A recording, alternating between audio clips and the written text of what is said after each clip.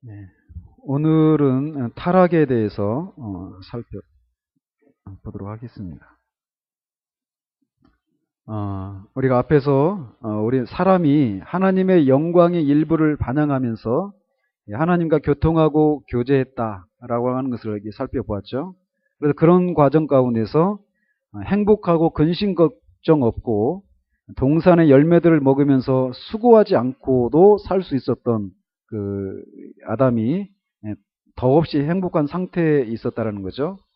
그리고 의와 고결함을 가지고 있었고 그가 교제를 나누던 하나님과 대응되는 그런 도덕적인 존재와 성품을 그대로 가지고 있었다는 거죠. 하나님의 그 성품을 그대로 고결한 그런 상태를. 그러나 아담이 그렇게 빚어졌지만 오늘날 보게 되는 저 자신을 포함한 우리 인간, 그리고 그런 인간들이 살고 있는 그런 세상을 바라볼 때 맨 처음에 지었던 그 아담의 상태하고 지금 우리들의 이 모습하고 큰 뭔가 달라져 있는 그런 모습을 보게 된다라는 거죠. 막 수고해야 되고, 그죠? 또 의와 고결함을 잃어버린 그런 모습들, 그런 모습들을 우리가 보게 된다라는 거죠. 그래서 인간이 현재 가지고 있는 그런 도덕적이고 영적인 상태, 그리고 심지어는 육체적인 상태마저도 처음에 아담의 상태, 하와의 상태와는 너무 현격하게 그런 차이가 있는 것을 이렇게 보게 되는 거죠. 그래서 우리는 인간의 본성과 이 세상에서 인간 삶의 모든 특성들이 부패했다라는 것을 우리가 보게 되는데 왜 그런가라는 거예요.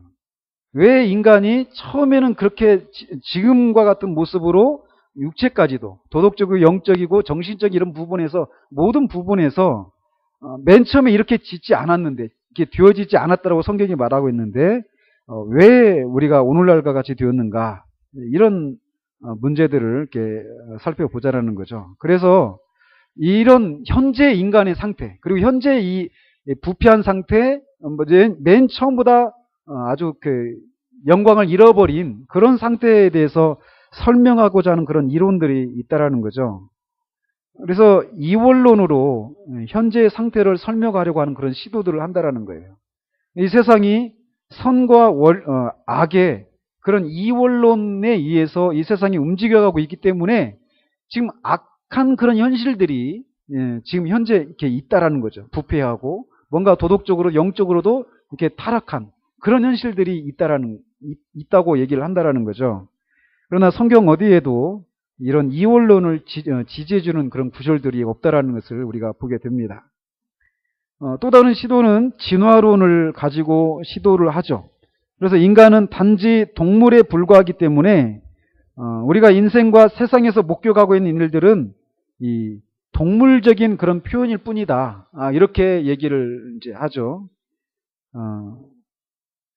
그러나 이것도 성경에서 오늘 현재 그 인간의 상태가 왜 그런지에 대한 그런 답은 못 된다라고 하는 것을 우리가 보게 됩니다.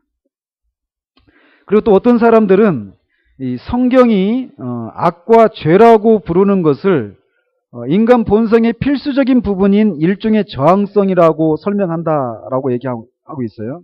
이게 뭐냐? 이 말 자체가 어렵죠.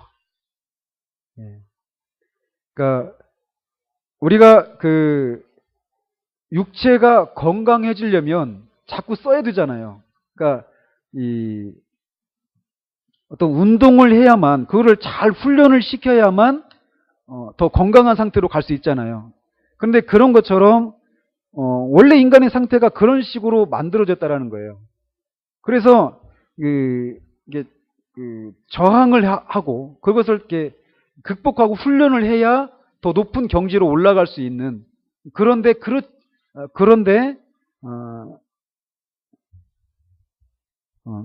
그런 상태로 빚어졌기 때문에 아직 덜 훈련되고 덜 교육을 받았고 그렇기 때문에 오늘 현재 그런 모습이라는 거죠. 그러니까 그런 사람들에게 인간이 더 나은 인간이 될 수 있는 길은 뭐라고 생각하겠습니까? 더 교육받고 더 훈련시키고 더 그렇게 하면은 그렇게 된다 이렇게 생각을 하는 거죠. 그게 아니라는 거죠. 성경은. 아무튼 이런 식으로 현재 인간의 상태를 이렇게 설명을 하려고 하는데 이 중에 어느 것도 현재 그런 사람과 세상의 상태를 설명해 주고 있는 것은 없다라고 얘기하고 있고, 그래서 성경에서 우리가 방금 읽었던 그 창세기 3장이 왜 인간이 처음 그렇게 하나님의 형상을 빚어졌던 인간이었는데 그래 도덕적으로 영적으로 의와 고결함을 유지하고 드러내고 하나님의 그런 도덕적인 성품을 반영하면서 그런 영광의 일부를 드러내면서 살 수 있었던 그런 존재가 왜 오늘날과 같이 그렇게 되었는가, 그 이유를 창세기 3장에서 설명해 주고 있다는 거죠.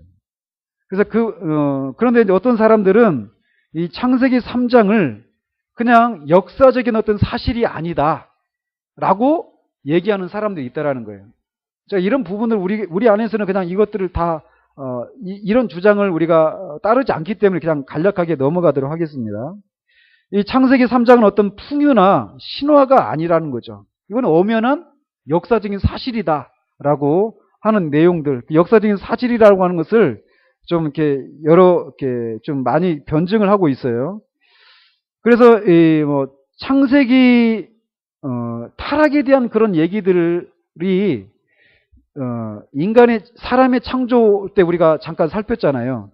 사람이 이렇게 고립되어서 떨어져 있는데도 그 원시 그런 종족들 안에서도 전통적인 전승들이 있었다고 했죠. 전해져 오는 전승들.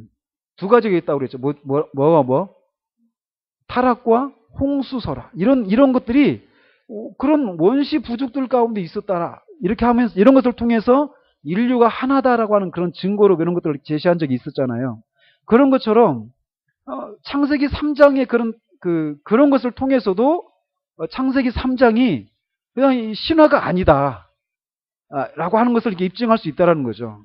그러다 더욱더 분명한 그런 창세기 3장이 실제로 있었던 것이라는 것을 지지해 주는 것은 역시 성경입니다. 그래서 욥기 31장 33절에 보면 내가 언제 다른 사람처럼 내 악행을 숨긴 일이 있거나 나의 죄악을 나의 품에 감추었으며, 이런 구절이 있어요. 근데 사실 여기 이렇게 있는데 이게 잘 매치가 안 돼요. 사실은 이게 왜 창세기 3장에 있는 타락 사건이 실제적인 것을 입증해 주는 성경 구절이 되는지 잘 입증이 안 됩니다. 저는 솔직하게. 아무튼 로이존스 이렇게 인용을 하고 있어요. 나중에 한번 연구해 보십시오. 개인적으로. 그리고 호세아서 6장 7절에 보면 저희는 아담처럼 언약을 어기고, 이런 구절이 있습니다. 그러니까 아담이 언약을 어겨서 타락하게 되고 그래서 오늘과 같은 인간이 되었다. 이런 세상이 되었다. 이런 구절이라는 거죠. 그러니까 아담의 그 타락이 역사적인 사건이라고 하는 것을 이 선지서를 통해서 우리가 볼 수 있다는 것이죠. 또 고린도 후서 11장 3절에 보면 뱀이 그 간계로 하와를 미혹한 것 같이 너희 마음이 그리스도를 향하는 진실함과 깨끗함에서 떠나 부패할까 두려워하노라. 뱀이 그 관계로 하와를 미혹한 것 같이. 실제로 이런 일들이 있었다라고 사도 바울도 얘기를 하고 있고, 또 디모데전서 2장 14절에서도 아담이 속은 것이 아니고 여자가 속아 죄에 빠졌음이라. 이런 것을 통해서 창세기 3장이 있는 사건이 어떤 풍요나 신화가 아니라 실제로 있었던 문자적이고 실제적인 역사다. 이걸 이렇게 얘기를 하고 있습니다. 자, 이거를 이제 전제로 하고요. 이게 성경에서 말하고 있는 거니까요.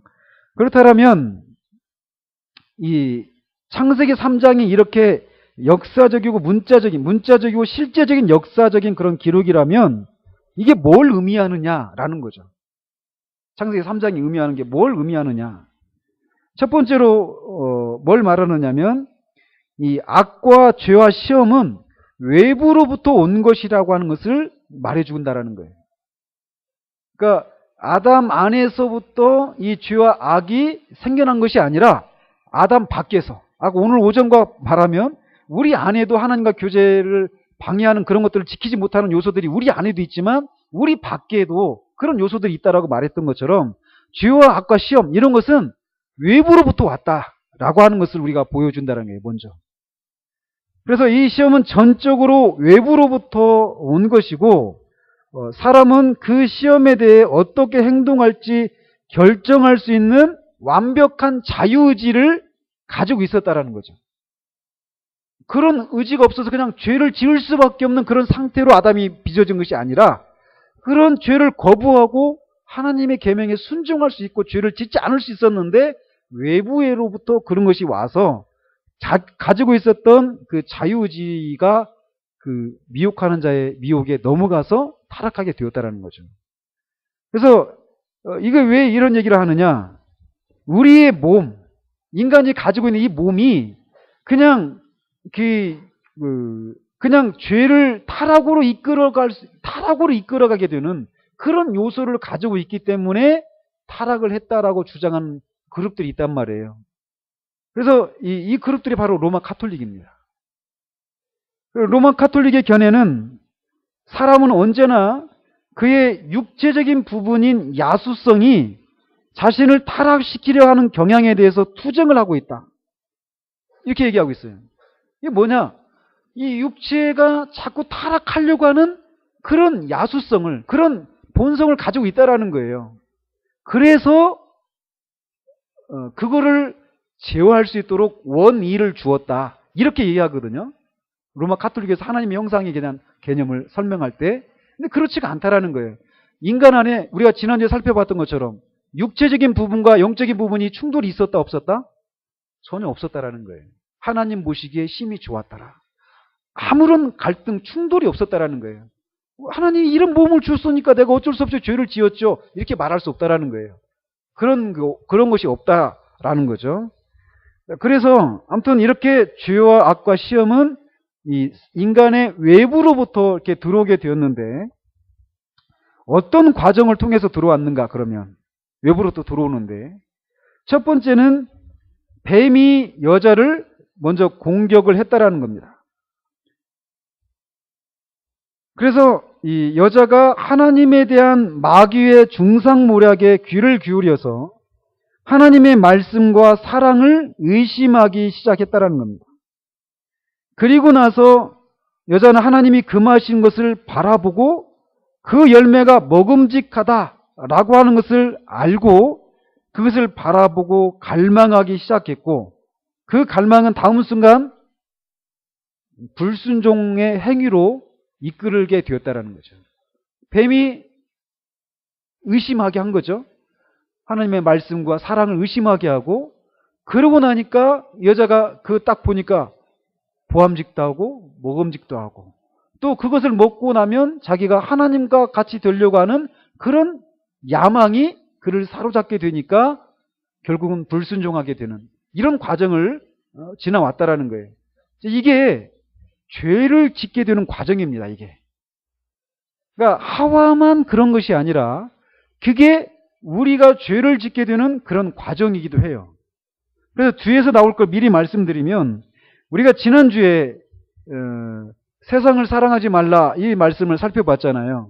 그래서 육신의 정욕, 안목의 정욕, 이생의 자랑 이렇게 됐잖아요. 그 순서를 따라서 하와가 죄를 지은 겁니다. 뱀의 꾀임을 듣고 하나님의 말씀을 의심한 거예요. 정령 죽으리라 했는데 죽을까 하노라 이렇게 말씀을 의심하는 겁니다. 그리고 그 동산에 있는 나무의 열매들을 먹지 말라고 하더냐 이렇게 얘기하는 것을 통해서 하나님이 뭔가 인색하신 분인 것처럼 이 사람들에게 뭔가 그 선악을 알게 하는 과실을 따먹으면은 도달할 수 있는 그것을 이 사람에게 주지 않으려고 또는 지연시키려고 먹지 못하게 하는 것처럼 이 사람들을 향한 하나님의 사랑을 의심하게 만들었단 말이에요. 그러니까 그런 생각을 이렇게 가지게 되었고 그러다가 딱 보니까 어때요? 먹음직도 하고 이거 뭐에 해당됩니까? 육신의 정욕과 관련된 거예요. 보암직도 하고 안목의 정욕과 관련되는 겁니다. 그리고는 먹은 거예요. 왜? 하나님과 같이 되려고. 뭡니까? 이생의 자랑에 해당되는 거예요. 근데 이게 우리가 죄를 짓게 되는 과정하고 딱 절묘하게 맞아떨어집니다. 그런 요소들이 있어요. 아무튼 그런 식으로 그런 과정을 통해서 죄를 짓게 되었다라는 거예요.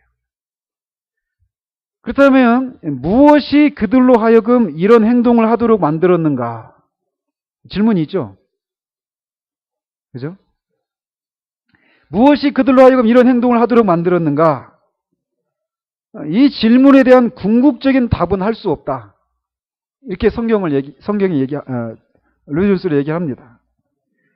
다만 우리가 할 수 있는 최선의 대답은 사람의 도덕적인 구성, 즉 그가 하나님의 형상으로 만들어졌다는 사실, 자유의지를 소유하고 있다는 사실, 이 자유의지를 소유하고 있었기 때문에 그들이 그렇게 할 수 있었다라는 거. 그렇게까지밖에는 말을 못한다라는 거예요. 그 이상의 것은 대답할 수가 없다라는 거죠.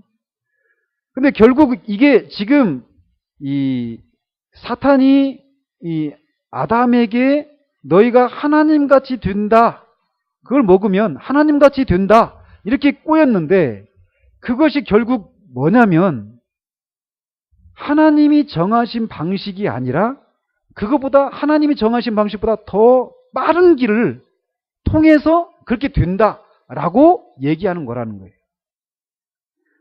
이게 지름길을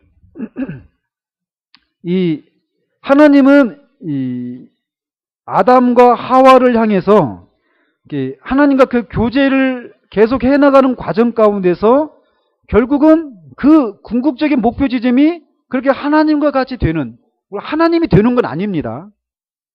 이거 굉장히 중요한 그런 표현입니다. 우리가 나중에 영원하게 되어도요, 하나님이 되는 건 아니에요. 하나님의 형상, 하나님과 같이 닮는 사람이 되는 것이지, 그때도 여전히 우리는 피조물이고 사람입니다. 그런데 이 네이피케이션이라고 하는 이 신화를 얘기합니다. 로마 카톨릭에서 그런 얘기를 해요. 인간이 하나님이 된다. 구원의 궁극적인 목적이 하나님이 되는 것이다. 이렇게 얘기하는데 그게 아닙니다. 하나님은 지금 이 하나님과 교제를 나누는 과정을 통해서 결국은 그 지점으로 가도록 목표하셨단 말이에요. 그런데 그 과정을 건너뛰고 지름길로 그 목표에 도달할 수 있다. 너희들이 그거 따먹으면 바로 될 수 있어. 이렇게 얘기하는 거예요. 근데 그런 것처럼 사단이 지금 아담을 또 하와를 꿰고 있는 것이 이렇게 지름길을 통해서 하나님의 목표 지점에 도달할 수 있다. 이렇게 말하는 것처럼 지금도 모든 이단이 다 이런 식으로 접근을 합니다. 잘 보십시오. 이단의 특징은 뭐냐? 다 지름길이에요. 인간이 거룩해지는 길은 어떤 지름길이 있다라는 거죠. 어떤 하나님과의 그런 깊은 만남, 한 번의 그런 영적인 어떤 세컨드 블레싱이라고 하는 어떤 이런 것들이랄지, 어떤 과정을 통해 그 하나님이 정해주신 그런 일반적이고 하나님이 정해주신 그런 방법이 아니라 그냥 곧장, 아까 우리가 얘기 나눴지만 우리 안에도 그런 마음이 있어요. 빚어도 너무 오래 빚으시죠. 그죠? 우리 마음에 그런 마음이 있단 말이에요. 우리는 좀 빨리 좀. 하나님이 우리보다 지혜로우십니다. 그죠? 우리 안에 지름길에 대한 관심이 많아요. 그죠? 근데 이단이 접근하는 방법이 바로 그런 거예요. 이단이 접근하는 방법이. 그래서 지름길은 언제나 우리의 관심을 끈다. 우리는 언제나 하나님의 길이 너무 느리고 힘들다는 생각을 품는다. 대부분의 사교 집단들은 쉽고 빠른 방법을 제시한다는 개념에 기반을 두고 있다. 즉 그들은 언제나 성경적 방법보다 더 빠르고 단순하며 직접적인 방법을 보여주겠다고 말한다. 이런 위험에 우리가 많이 노출되어 있어요. 왜? 우리 안에 그런 게 있거든요. 그러니까 그거를 딱 맞아 떨어질 때 그것도 그냥 혹 하고 넘어가는 거죠. 하나님의 방식은 항상 간접적이에요. 간접적입니다. 우리가 기쁨을 그 자체를 추구하면 기쁨을 못 얻어요. 근데 간접적으로 기쁨이 우리에게 찾아오는 거예요. 간접적으로 행복이 찾아오는 거고. 그러니까 간접적으로 그런 것들이 우리가 찾아온다는 것을 우리가 염두에 두시기 바랍니다. 자, 그러면서 아무튼 이렇게 어떤 과정을 통해서 왔는가, 이런 의심하게 하고, 불순종에, 먹음직하고 보암직하고 하는 그런 과정 통해서 불순종으로 이어졌다. 이런 과정을 통해서 왔다. 그리고 그것은 결국 지름길로 그렇게 갈 수 있다. 이런 것에 대한 꾀임에 넘어간 것이다. 라는 것이고, 두 번째는 하나님의 사랑에 대한 의심이 교묘하게 스며들었다라는 겁니다. 의심은 우리가 하나님의 법을 범하고 하나님으로부터 멀어지게 만들었습니다. 이것은 아담과 하와가 하나님의 뜻에 순종하며 하나님이 자신들의 삶에 가는 길을 결정하시도록 하기를 거부하고 자신들의 삶을 스스로 결정하기로 결심한 행동이었습니다. 하나님을 믿지 못하는 거죠. 하나님의 방법을 따라가면 너무 느리다든지 또는 하나님의 방법을 따라가다 보면 그런 결과가 일어나지 않을 것이다 라고 하는 생각을 가진 거예요. 그래서 그 결과에 도달하는 방법을 내 스스로 취하겠다라고 하는, 하나님을 향한, 결국 하나님을 의심하는 거죠. 하나님의 사랑을 의심하는 불순종의 그 시작이. 그러니까 다 우리가, 저도 마찬가지예요. 우리가 왜 자기 연민에 빠질까요? 하나님이 나를 사랑하시지 않는가 봐. 이런 생각이 밀려오는 거예요. 그죠? 하나님이 사랑이시라면 이렇게 나를 내버려두시지 않을 것 같은데, 이런 생각이 들어오는 거예요. 그 생각이 올 때 어떻게 됩니까? 그 생각을 쫓아가면 이 결과가 나오는 거예요. 근데 그런 생각이 밀려올 때 어떻게 돼요? 거부해야 됩니다. 그러니까 거기서부터 싸움이 시작이 되는 거예요. 거기서부터. 좋아요.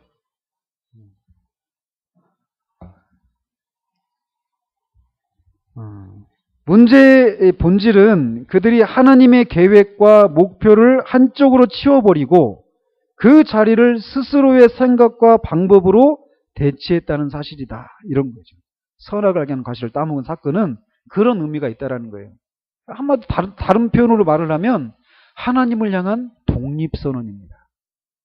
나는 더 이상 하나님이 정해주신 삶의 방식대로 살아갈 수가 없습니다. 내 마음대로 살아가겠습니다. 그러니까 하나님을 떠난 사람들을 성경에서 표현할 때 뭐라고 말을 하냐면 그 마음에 하나님 두기를 싫어한다. 이렇게 말을 하잖아요. 하나님 두기 싫어하는 거예요. 창세기 그 19장에 보면은 이 롯을 두 천사가 찾아왔잖아요. 근데 그 소돔 사람들이 뭐라고 했습니까? 그 남자를 내놔라. 우리가 상관하리라. 그렇게 하면서 왜 그 앞에 어떤 얘기를 했죠? 저가 우리들에게 들어와가지고 자기들을 막 이렇게 해라 저렇게 해라 이렇게 하려고 왔다라는 거예요. 그걸 싫어하는 겁니다. 소돔 사람들이 그건 죄악된 삶을 살아가고 죄악이 관영한 그런 삶을 살아가고 있는데 그 사람들이 와가지고 자기들 위해서 관원의 노릇하는 것을 용납하지 않는 거예요. 그래서 죽여버리려고 하는 겁니다. 그런 것처럼 이 하나님을 향한 이 선악을 하게 하는 과실을 따먹은 사건은 결국 하나님을 향한 독립선언이고, 좋게 표현하면 독립선언이고 결국 반역이 되는 거예요. 반역. 나 하나님의 뜻대로 살아갈 수가 없다. 더 이상 나의 삶을 간섭하지 마라. 내 마음대로 살아가겠다. 내가 왕으로 살아가겠다. 이거라는 거죠. 그러니까 이제 성경을 보는 눈이 여러 가지 시각으로 볼 수 있는데 그 중에 하나가 뭐냐, 이것과 관련해 가지고 하나님이 아담과 이 선악을 알게 하는 과실을 가운데 두고 언약을 맺잖아요. 그 언약을 서철원 교수님은 이렇게 해석을 합니다. 전통적으로 행위 언약이다 이렇게 말을 하거든요. 근데 서철원 교수님은 이렇게 해석을 해요. 뭐냐? 하나님 백성됨의 언약이다. 이렇게 표현을 합니다. 그러니까 이렇게 하나님의 백성됨 언약이에요. 그러니까 뭡니까? 아담이 하나님의 백성이 된다면 하나님은 아담에게 어떤 분이 되시는 거예요? 백성이니까 왕이 되는 거죠. 그죠? 그리고 이 나라의 3요소가 있죠. 국가의 3요소. 오래간만에 수십 년 전에 사육감 한번 땅이 있어야 되죠. 영토 조금 그렇죠? 그다음에 백성, 그다음에 주권. 이 세 가지가 국가의 요소란 말이에요. 그러니까 하나님도 성경을 보는 눈이 그거예요. 자, 보십시오. 이렇게 하면 내 이번 주 금요일 날 할 거를 막 미리 해버리는 거야. 하나님이 왕이셔요. 그리고 백성으로 아담과 하와가 있는 거예요. 그리고 하나님이 통치하시는 그 통치의 한 모델이 뭐냐, 어디냐? 에덴 동산이 되는 겁니다. 거기에서 언약을 맺는 거예요. 하나님이 왕이시니까 백성들은 어떻게 해야 됩니까? 왕의 명령에 순종하며 살아야죠. 그 언약이 바로 선악을 하게 하는 과실과 관련해서 맺은 언약이라는 거예요. 그래서 그 계명대로 살면 생명을 얻고, 그죠? 하나님의 백성으로 계속 살아가는 거예요. 계명대로 살면. 그러나 그걸 어기면 백성 되면서 끊어지는 겁니다. 우리가 그래서 어떻게 돼요? 결국 타락하고 쫓겨나죠. 쫓겨난단 말이에요. 그래서 그리고 그 이후에 있는 출애굽기 이런 거 한번 보십시오. 하나님이 아브라함과 또 이제 그 언약을 맺잖아요. 언약을 맺으면서 너로 하여금 큰 민족을 이루도록 하겠다. 민족 백성에 대한 개념이 또 나오죠. 그리고 너에게 이 가나안 땅을 주겠다. 영토를 주겠다라는 거예요. 그리고 그들을 그냥 하나님이 그냥 살아 이게 아니죠. 뭡니까? 그들과 또 언약을 맺는 거예요. 그래서 하나님의 계명대로 살도록. 그러니까 그런 과정이에요. 그래서 이 가나안 땅에 있었던 이 이스라엘 백성들을 어디로 들여보내죠? 애굽으로 들여보내잖아요. 애굽에서 무슨 일이 있었을까요? 아까 430년 동안 종살이 하지만 부정적인 측면도 있지만 또 한 측면에서는 하나님 민족을 형성하시는 거예요. 그러니까 인류학자들이 430년 동안 75명이 들어가거든요. 75명이 들어가는데 430년 동안 장정만 60만이 넘는, 그래서 200만 정도, 뭐 많게는 300만까지 보잖아요. 그런 정도의 백성이 이렇게 형성이 되려면은 가정당 자녀들을 20명씩 둬야 된답니다. 그래야 그 기간 동안에 그렇게 많은 사람이, 제가 중종의 제가 그래도 왕손입니다. 전주 이가예요. 그래서 제 시조가 누구냐면, 어떤 분이냐면, 저도 잘 몰라요. 근데 중종의 왕자가 아니라, 중종의 아들이 아니라 후비에게서 난 군이라고 하잖아요. 군. 그죠? 왕자는 대군이라고 하고 후궁에서 난 왕자들은 군이라고 하잖아요. 제가 그래도 이 왕손입니다. 중종의 아들 중에 한 분이 해안군이라고 하는 왕자가 있었나 봐요. 해안군의 제가 16대 손입니다. 근데 지금 중종 때면 몇 년입니까? 태정, 태세, 문단세, 예성, 연중 이렇게 나오잖아요. 그럼 몇 년이에요? 언제 모르죠? 1500년대 내지는 1500년도 후반 그러니까 선조 때가 1592년 때 임진왜란이 났으니까 예성, 연중, 임명선, 이 선조가 한참 4대 후잖아요. 그러니까 1500년대 초 정도 된단 말이에요. 그러면 지금부터 지금 얼마입니까? 500년 정도 흘렀단 말이에요. 500년 흘렀는데 저희 가문이 몇만 명이나 몇십만 명밖에 안 될 거예요. 그러니까 하나님이 어마어마한 일을 하신 거예요. 그러니까 출애굽 보면은 산파들이 가니까 막 순풍순풍 났잖아요. 이스라엘은. 진짜 그렇게 났어요, 진짜. 근데 그러니까 여기 딱 갔는데 출애굽기도 그러니까 뭐냐면 민족을 형성하는 과정이에요. 그리고 땅을 또 얻으러 가죠. 그죠? 또 하나님의 백성으로서 살 수 있는 그 율법을 주시잖아요. 그리고 결국 어디로 갑니까? 맨 최종적으로 새 하늘과 새 땅. 그죠? 새 하늘과 새 땅 아래에서 하나님의 백성들이 하나님의 완전한 통치를 받으면서 살아가는 거예요. 우리가 그 지점을 향해서 가고 있는 겁니다. 그 지점을 향해서. 그래서 이 언약을 어긴 것은 하나님을 향한 반역이다라는 거죠. 자, 여기까지는 하고요. 자, 그러면서 한 가지 또 우리가 살펴봐야 될 것은 하나님의 형상으로 만들어진 사람만 죄를 지을 수 있다는 거예요. 여러분, 개가 집에서 키우는 개들이 막 그 오줌을 싸야 될 자리가 있는데 거기다 안 싸면은 주인 눈치 막 보잖아요. 눈치가 있는 개들은. 그죠? 근데 그때 그 눈치 보는 것이 죄책감일까요?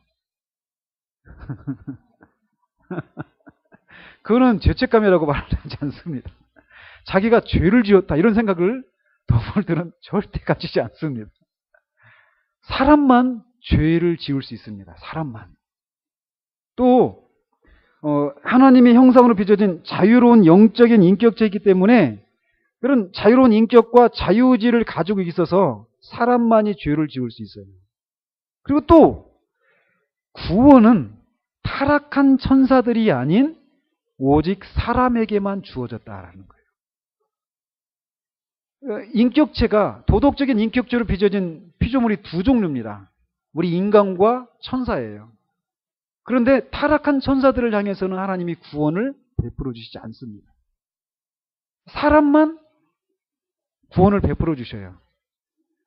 그 이유에 대해서 우리가 정확하게 말할 수 없지만 루이 존스는 이제 그런 식으로 해석을 해요. 뭐냐면 죄가 타락한 천사는 외부에서 들어온 것이 아니라 자기 안에서, 그 이유는 알 수가 없지만, 그 과정은 알 수 없지만 자기 안에서 죄를 지었기 때문에, 자기 안에서부터 죄를 짓게 되는 어떤 요소가 있어서 죄를 지었기 때문에 타락한 천사들은 구원해 주시지 않고, 인간은 아까 우리 살펴본 것처럼 외부로부터 그런 죄가 들어와서 시험에 져서 그렇기 때문에 하나님이 우리를 불쌍히 여겨주시고 우리를 구원해 주신다 이렇게 얘기하는데, 저는 그것도 이제 잘 동의가 안 되는 게, 최초의 그 타락한 천사인 사탄은 그렇게 이게 설명이 돼요.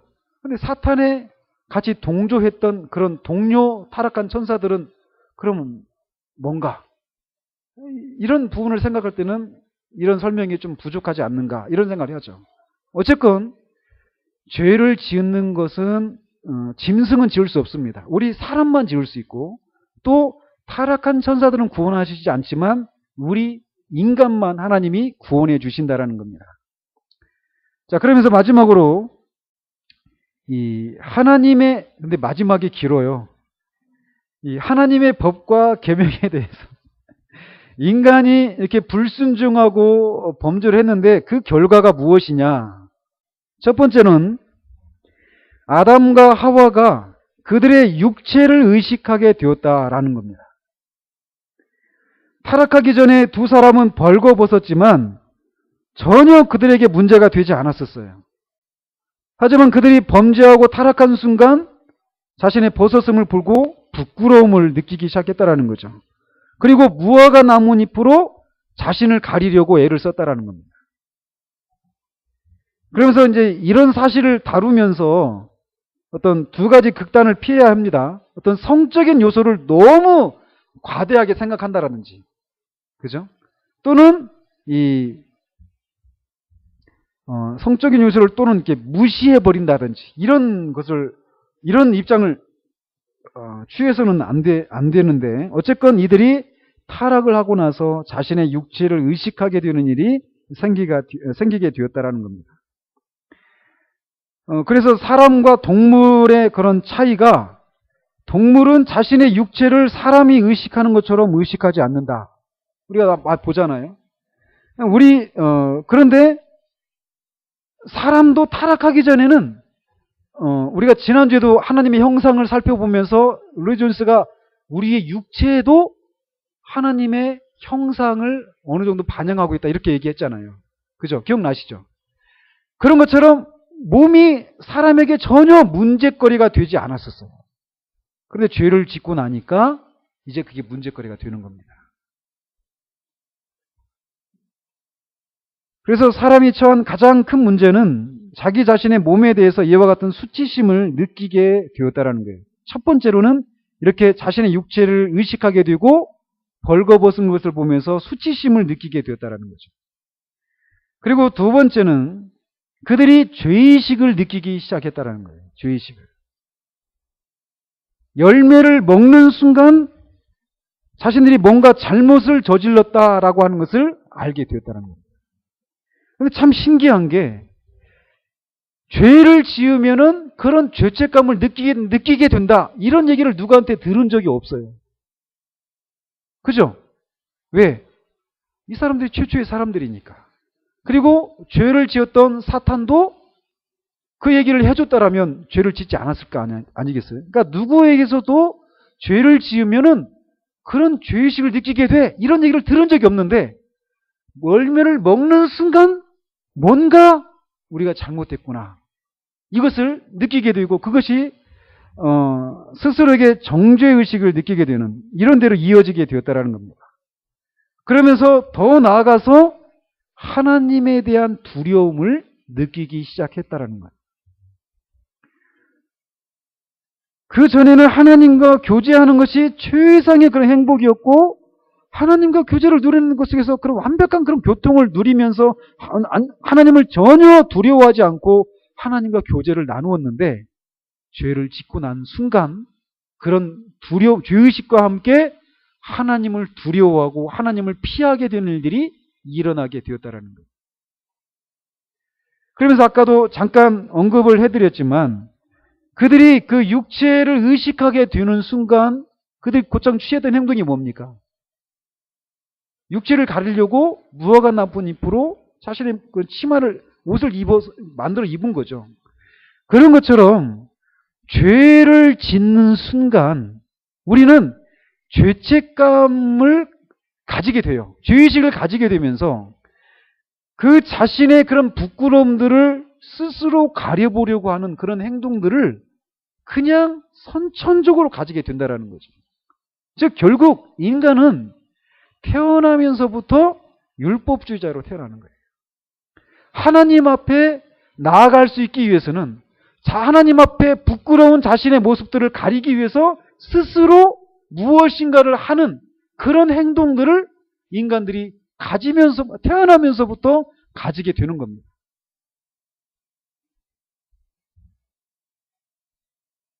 그러면서 그렇게 죄를 짓고 나니까 하나님을 두려워하게 되고 하나님으로부터 달아나게 되고 하나님에 대한 두려움이 계속되었다라는 거죠. 그래서 이 하나님과의 교제를 그리고 교제를 했을 때 누렸던 그런 행복과 그런 참된 만족 이런 것들을 잃어버리게 되는 이런 것이 생기게 되었다는 겁니다. 그래서 이 토저 목사님이 얘기를 할 때 그런 얘기를 해요. 기억상실증에 걸려있는 사람의 비유를 합니다. 그래서 내가 누구였는지를 기억을 못하는 어떤 기억상실증에 걸린 사람이 있잖아요. 그 책에 보면은 그 사람이 어떤 바이올리니스트였어요. 근데 어떤 연주를 위해서 어떤 도시에 갔는데 사고가 났는데 며칠이 지났는데 지갑도 잃어버렸어요. 그 사이에. 기억을 다 잊어버린 겁니다. 잃어버린 거예요. 그래가지고 토저한테 찾아가가지고 질문하는 거예요. 내가 누군지 좀 알려달라고. 알 길이 없죠. 그러니까 자기가 누구인지 알아볼 수 있는 주민등록증도 없죠. 뭐 아무것도 없는 거예요. 그렇게 기억상실증에 걸려있는 사람에게 누군가가 와서 당신은 이 도시의 오케스트라 단원으로 이 바이올리니스트로 와가지고 그 연주하기 위해서 왔던 사람이다. 그게 어떤 단원이 와가지고 그를 데려가는 이런 예화를 이렇게 하면서 얘기를 하는데 그런 것처럼 우리 인간이 이렇게 하나님과 교제를 나누는 것 속에서 누렸던 참된 만족과 기쁨이 있었어요. 행복이 있었어요. 근데 그거를 기억상실증에 걸린 사람처럼 잃어버린 거예요. 흔적은 있어요. 근데 잃어버린 겁니다. 기억이 나질 않는 거예요. 그러니까 자꾸 뭡니까? 우리가 그 요한일서 살펴본 것처럼 하나님과의 교제에서 누리는 그 기쁨을, 그것을 하나님과의 교제가 아닌 다른 것들 속에서 찾아보려고 하는 그런 몸부림들이 사람들 가운데 있게 되는 거예요. 대표적인 사람이 어거스틴이었죠. 그래서 그가 그렇게 얘기하는 거예요. 아버지여, 당신은 당신을 위해서 우리를 만드셨습니다. 우리가 당신의 품에 안기기 전까지는 우리 안에 참된 안식은 없습니다. 아버지여, 우리가 당신의 품으로 날아가나이다. 이렇게 얘기를 하는 거예요. 자신이 어려서부터 그렇게 막 만이교대에 빠지고 성적으로 탐닉하고 명예를 추구하고 어떤 학문적인 깊이를 추구하고 이런 삶을 계속 살아왔어요. 막 신플라톤주의에 빠지기도 하고 효의주의에 빠지기도 하고 계속해서 그런 것을 뭔가 찾아왔는데 뭔가 없는 거예요. 근데 주님을 만나고 나서 자신의 인생을 돌아보니까 내가 이것을 찾기 위해서 그렇게 계속 이런 것들이 빠져왔었구나라는 것을 이해할 수 있게 되는 거죠.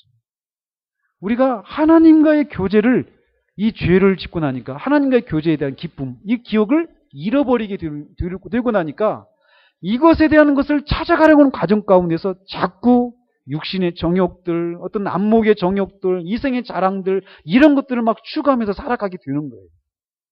그러니까 지난주에도 살펴봤던 것처럼 전도에 대한 최고의 동기가, 인간이 지금 당신이 이런 정도의 삶을 살아서는 안 되는 사람입니다. 당신은 아담을 창조하셨던 것처럼 하나님의 형상으로 빚어졌던 그렇게 고결하고 정말 영광스러운 그런 사람이었습니다라는 것을 사람들한테 얘기해 주는 것을 통해서 그를 하나님께로, 주님께로 인도하는, 이게 전도의 동기가 된다라고 얘기했잖아요, 지난주에.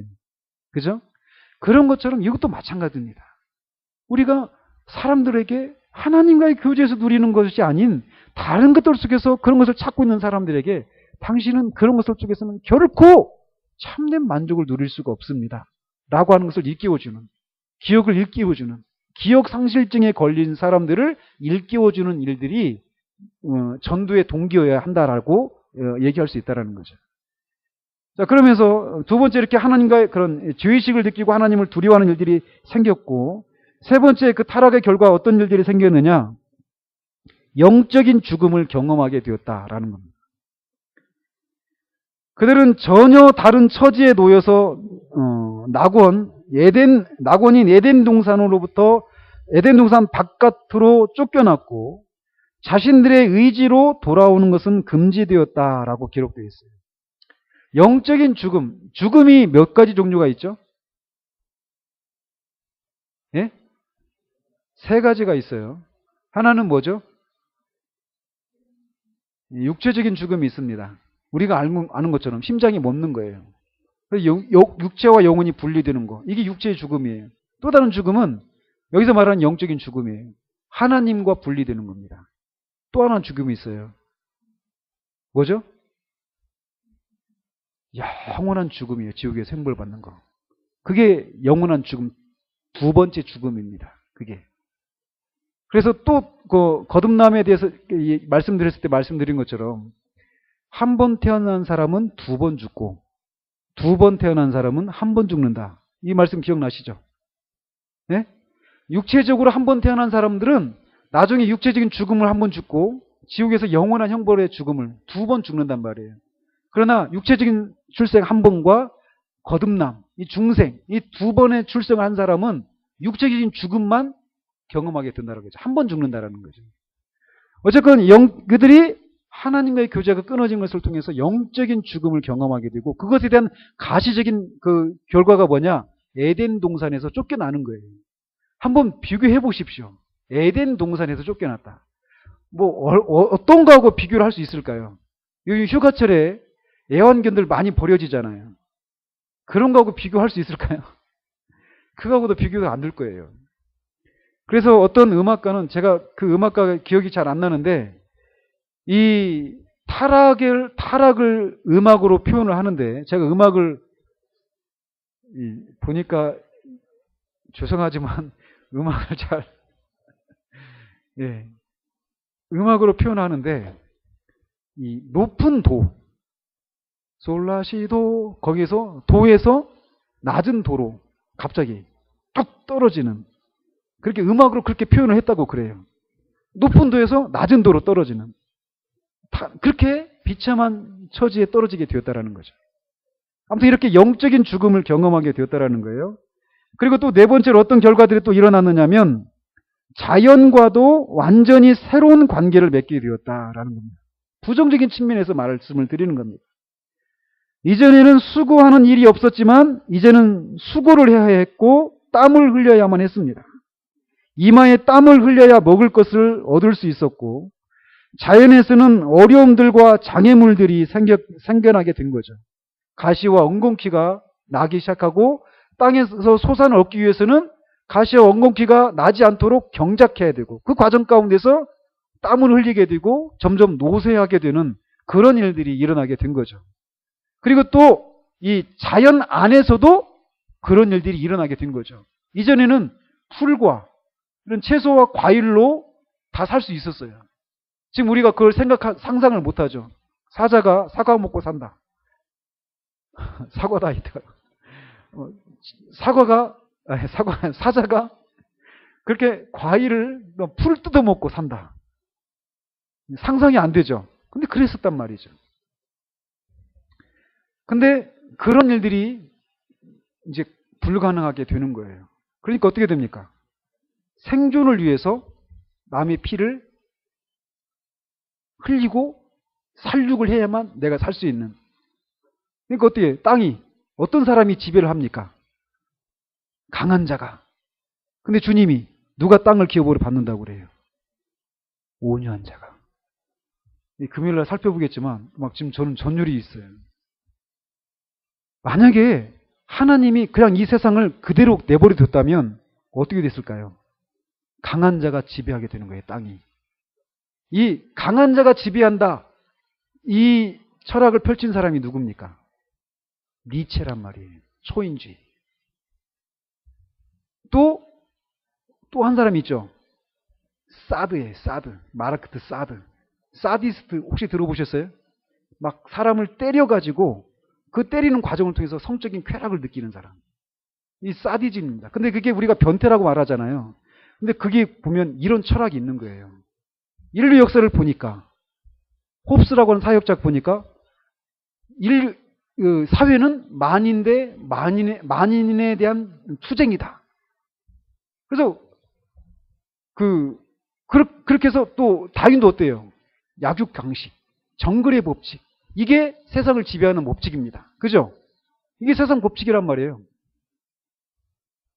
근데 그대로 그런 세상의 한복판에 주님이 하나님의 나라 질서를 들고 들어오시는 거예요.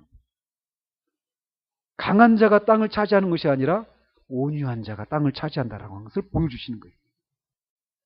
이 금요일에 할 건을 미리 말씀드려서 김을 빼는 것 같은데 이게 있잖아요. 땅을 기업으로 받는다. 이게 어마어마한 거예요. 이게. 세상은 돈을 가진 사람이, 권력을 가진 사람이, 많이 배운 사람이, 힘이 센 사람이 그런 사람이 지배하고 다스린다고 생각한단 말이에요. 근데 정반대의 원리를 가지고 주님이 들어오시는 거예요. 아니다. 온유한 자가 땅을 기업으로 받는다. 그리고 그거를 마침내 이루시는 거예요. 좀 놀랍지 않아요? 네? 땅을 기업으로 받는다. 더 있습니다. 자, 다섯째로 자연과도 그들이 새로운 관계를 맺게 되었지만 다섯 번째로도 그들이 경험하게 된 것은 그들의 그런 도덕적인 성품이 왜곡되게 되는 일들을 경험하게 되는 거예요. 그래서 바로 그 순간에 어떻게 됩니까? 하나님이 그들을 국문하실 때 어떻게 돼요? 쟤 때문에 하나님이 여자를 나한테 준 여자가 나한테 줘가지고 먹었다. 뱀이 책임을 전가하는 일들이 생겨나는 거죠. 바로 네 때문이야, 나 때문이야 하면서 막 싸우는 일들이 생겨나고 그것에 대한 바로 아주 두드러진 사건이 뭡니까? 그들 사이에서 난 가인이 동생을 죽이는 일들을 일어나고 그런 악이 점점 더 심해져 가는 거예요. 그러다 보니까 땅이 더 이상 그거를 감당할 수 없게 되니까 어떻게 됩니까? 하나님이 홍수로 심판을 하시는 거예요. 근데 그것으로 끝내버리면 어떻게 됩니까? 하나님의 창조가 실패가 되는 거잖아요. 그래서 그거를 완성할 수 있는 남은 자들을 남겨놓는 거예요. 노아 가족들을. 그리고 그들을 통해서 다시 민족들을 만들고 또 그 속에서 택한 자들과 택하지 않은 자들의 그런 삶을 분류하시고 그 속에서 그 한 사람들 불러내시는 거예요. 아브라함을 또 택하셔서 민족을 만드시고 이제 교회를 통해서 그런 일들을 하시는 거예요. 교회를 통해서. 그러니까 이런 얘기하면 막 흥분이 되지 않아요? 저는 막 굉장히 이 하나님이 하신 일들이요 정말 놀랍다라는 생각들을 하게 됩니다. 근데 어쨌건 이제 그것들은 우리가 계속 살펴볼 거예요. 살펴갈 거고. 아무튼 그들이 도덕적인 성품이 왜곡되게 되는 거예요. 그리고 거기서부터 뒤틀리기 시작하는 겁니다. 그리고 마지막으로 그들이 육체적인 죽음을 경험하게 됩니다. 그전에는 죽을 필요가 죽도록 만들어진 것이 아니잖아요. 그죠? 근데 지금 어떻습니까? 사람이. 결국은 죽기 위해서 태어나는 거예요. 태어나는 순간 죽음에 가까워지는 거예요. 결국 죽게 되는 거죠. 인간의 비극이죠, 이게. 그들이 하나님께 순종하고 하나님과 계속해서 교통하면서 살았다라면 그들은 결코 죽지 않았을 거라는 거죠. 그래서 그거를 라틴어로 이렇게 설명을 하는데 이 포세 논 모리 맨 처음에는 그런 상태였다라는 거예요. 포세는 가능성이 있다. 파서블 이런 말입니다. 모리, 모티피케이션 이거 연결되는 거예요. 죽는 것과. 그래서 너는 부정어입니다. 그러니까 뭐냐? 죽지 않을 수 있는 가능성을 가지고 태어났어요. 인간이 맨 처음에. 근데 타락하고 나니까 죽을 수밖에 없도록 태어나게 되는 거예요. 되어버리는 거예요, 인간이. 그게. 나중에는 어떻게 됩니까? 죽을 수 없는 몸을 입게 됩니다, 우리가. 영생을 할 때. 그죠? 아무튼 마지막으로 그들이 경험한 것은 육체적인 죽음을 경험하게 되었다라는 겁니다. 근데 어때요? 그러니까 육체적인 죽음을 경험하게 되었지만 곧장 죽은 건 아니죠. 아담이 그 후로도 오랜 동안 살았습니다. 930세까지 살았습니다. 930세까지. 그러니까 육체적인 그런 죽음이 곧장 나타난 것은 아니었어요. 늦게 나타났습니다. 그래서 이들이 어떤 것들은 즉각적으로 이런 결과들이 일어났지만 그들이 그 타락의 결과 어떤 지적인 능력, 인간을 인간되게 만드는 그런 본질적인 요소들까지 다 상실되어서 짐승이 되었거나 이러지는 않았다라는 거예요. 그죠? 그래서 그 뒤로도 보면은 인간이 음악 활동을 하고, 그죠? 퉁소에 만드는 사람, 유발과 두발가인 이런 사람 있잖아요. 성을 건설하고 문화를 이루고 이런 일들이 가능할 수 있었던 것이 타락하고도 그들에게 어떤 지적인 능력이 사라지지 않았다라고 하는 증거가 되는 거죠. 그러나 이제 그게 그렇기 때문에 그래서 그랬다는 겁니다. 예.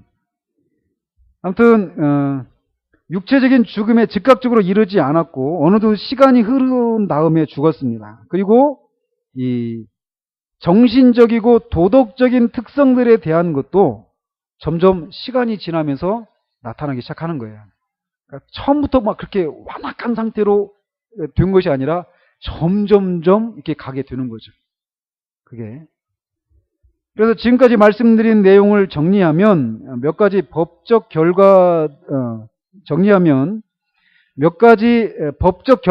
즉시 일어났다라는 거예요. 그래서 지금까지 오직 축복만 받았던 사람이 이제는 즉각적으로 정죄 아래 놓였고 하나님에 의해서 벌을 받았습니다. 영적인 면에서 사람은 자신이 가지고 있었던 원의로부터 한순간도 지체하지 않고 즉각 떨어졌다라는 거예요. 즉각적으로 원의를 상실하게 되었다라는 거죠. 그리고 마찬가지로 하나님으로부터 분리가 되었습니다. 즉각적으로. 차차 분리가 된 것이 아니라. 그리고 두려움이 들어오고 그러면서 지금까지 말씀드린 그런 내용들이 일어났지만 육체적인 결과들은 서서히 따라왔다라는 겁니다. 즉, 사람이 타락했을 때 그가 자신의 본질적 특성이나 속성들을 잃어버리고 더 이상 사람이 아닌 다른 존재가 되어버린 것이 아니다라는 겁니다. 하지만 자신의 원의와 하나님과의 교제를 잃어버리게 되었다. 즉각적으로 그것을 잃어버리게 되었다라는 거고, 공포에 질려서 자신을 숨기고 부끄러워했으며 무엇을 할지 모르게 되었다라는 겁니다. 그래서 그 청교도 어느 분인지 지금 여기에 나와 있나요? 제가 존 휴라고 하는 사람이 이렇게 얘기를 해요. 인간에 대해서 한때 하나님이 사셨다. 이렇게. 왜 우리가 막 옛날에 막 떵떵거리며 살았던 그런 사람의 집이 있는데 그 집이 막 다 망하고 막 쇠락해가지고 사람이 안 살면 어떻게 됩니까? 집도 다 허물어지고 막 그러잖아요. 그러면서 그렇게 세월이 오래 흐른 다음에 그 집을 딱 보고 한때 저 집이 떵떵거리며 살았지 이렇게 말할 때 어떤 느낌이 듭니까? 어떤 여러 가지 이렇게 좋지 않은 감정들이 있잖아요. 그죠? 제가 지금 정확한 그런 단어를 이렇게 생각이 안 나는데 그런 것처럼 타락한 사람에게도 한때 하나님이 사셨노라 라고 하는 말이 쓰여지게 되었다라는 거예요. 처음에 위대한 모습으로 출발했지만 결국은 한때 하나님이 사셨노라 라고 하는 그런 끝맺음을 하게 되었다라는 거죠. 타락이. 그렇게 만들었다라는 거예요. 그것을 통해서 우리가 알 수 있는 건 뭐냐? 죄가 이렇게 끔찍하다라는 거예요. 죄가 얼마나 끔찍하고 무섭고 비참한가라고 하는 것을 우리가 보자라는 거죠. 제가 그 창세기 3장 17절에 보면 하나님께서 아담에게 저주를 내리시는데 그가 받은 저주가 뭐죠? 너는 흙이니 흙으로 돌아가라. 이렇게 얘기를 하는 거예요. 근데 아담이 어떤 존재였어요? 창세기 1장에서는 땅을 다스리라. 땅에 번성하고 땅에 충만하여서 땅을 정복하고 다스리라. 그렇게 말을 했단 말이에요. 땅을 다스려야 될 아담이 땅의 일부가 되어버리는 거예요. 흙으로 돌아가는 겁니다.